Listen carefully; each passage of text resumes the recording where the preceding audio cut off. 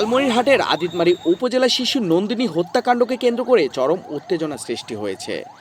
স্থানীয় সূত্রে জানা যায়, ভোলাবাড়ি ইউনিয়নের ফলিমারি গ্রামে নন্দিনী নামের 7 বছরের শিশুকে খুঁজে না পেয়ে পরে তার বাড়ির পাশের একটি ভুট্টা খেতে মাটি চাপা অবস্থায় লাশ উদ্ধার করা হয়। এই ঘটনায় পুরো এলাকায় ক্ষোভ ছড়িয়ে পড়ে। মেয়ে তো ছোট, 6.5 বছর 7 বছর। আচ্ছা, কিন্তু ওই যে ছবি দেখে, মোবাইলে ছবি দেখে, ও কিন্তু মোবাইল আছে। তা তো বলতে পারে না, মানে ওই যে ডিগির পারে নিয়ে যায় মোবাইলে ছবি বলে দেখাইছে। ছবি দেখে বলে ওর বাড়ি নিয়ে গেছে। ছবি হ্যাঁ, কেমন করে বলবো যে কেমন করে বলবো রে, কে মারছে? বিদেনে মারছে রে বাবা। বিধানের সাথে কি আপনার মেয়ের কোনো সম্পর্ক ছিল? না না, সাধ্য শিক্ষা আমার মেয়ে কিছুই বুঝি না ওই সম্পর্কে। আমার মেয়ের কানে 2টি রিং ছিল, সোনা রিং।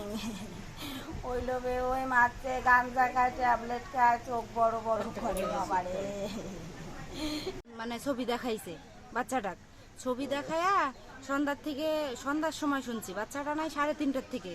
সন্ধ্যার সময় শোনার পর আমরাও অনেক এইদিকে খুঁজছি। এর বাবা, মেয়ের বাবা আর মেয়ের মা ওদের বাড়ির সামনে এমন ভাবে কান্না করতেছে। ও তো দেখছে, ও সাথে খুঁজছে, তাহলে ও কেমন নিষ্ঠুর, এই কাজটা কিভাবে করলো? পরবর্তীতে সন্দেহভাজন এক যুবককে ঘিরে উত্তেজনা চরমে পৌঁছায়।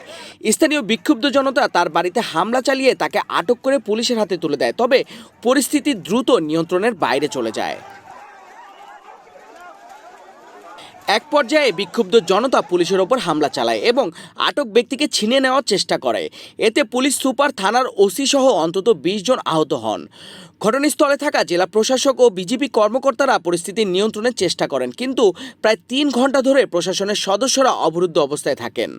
ইতিমধ্যে যে আমরা 2 জন সাসপেক্টকে আমরা সেই এলাকা থেকে পাই, তো এই সাসপেক্ট দুটাকে যখন আমরা অ্যারেস্ট করে নিয়ে আসার চেষ্টা করি, তখন এলাকার জনতা তারা উত্তেজিত হয় এবং তারা অনেকটা এরকম দাবি করে যে এদেরকে আমাদের হাতে উঠিয়ে দিতে হবে, আমরাই বিচার করব। তো এটি আমরা করতে পারি না, কারণ আমরা তাদেরকে মূলত সাসপেক্ট হিসেবে গ্রেপ্তার করেছি। আমরা তদন্ত করে তাদের সংশ্লিষ্টতা পেলে আমরাই আইনানুগ ব্যবস্থার জন্য আমরা প্রসিড করব। পরিস্থিতি নিয়ন্ত্রণে আনতে পুলিশ সাউন্ড গ্রেনেড ব্যবহার করে। পরে আটক 2 জনকে নিয়ে ঘটনাস্থল ত্যাগ করে আইন শৃঙ্খলা বাহিনী। এ সময় জেলা প্রশাসকের গাড়ি সহ মোট 7টি সরকারি গাড়ি ভাঙচুর করা হয়। পুরো এলাকায় আতঙ্ক ছড়িয়ে পড়ে। পুলিশ জানিয়েছে, এ ঘটনায় মামলা দায়ের করা হয়েছে এবং তদন্ত চলছে। তাদেরকে মূলত সাসপেক্ট হিসেবে গ্রেপ্তার করেছি। আমরা তদন্ত করে তাদের সংশ্লিষ্টতা পেলে আমরাই আইনানুগ ব্যবস্থার জন্য আমরা প্রসিড করব।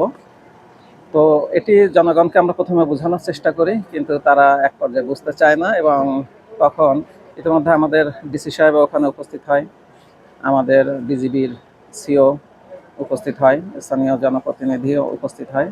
সবাই মিলে আমরা বোঝানোর চেষ্টা করি যে এটা আইন তো নিজের হাতে তুলে নেওয়ার কিছু নাই। একটি অঘটন বা একটি অপরাধ হয়েছে, এই অপরাধের বিচার শতভাগ আমরা নিশ্চিত করব। এটি করার জন্য আমাদেরকে সহযোগিতা করার জন্য সবাইকে আমরা আহ্বান জানাই। একই সঙ্গে অভিযুক্তদের বিরুদ্ধে আইনগত ব্যবস্থা নেওয়া হবে বলে জানিয়েছে প্রশাসন। পরিস্থিতি বর্তমানে নিয়ন্ত্রণে থাকলেও এলাকায় উত্তেজনা বিরাজ করছে।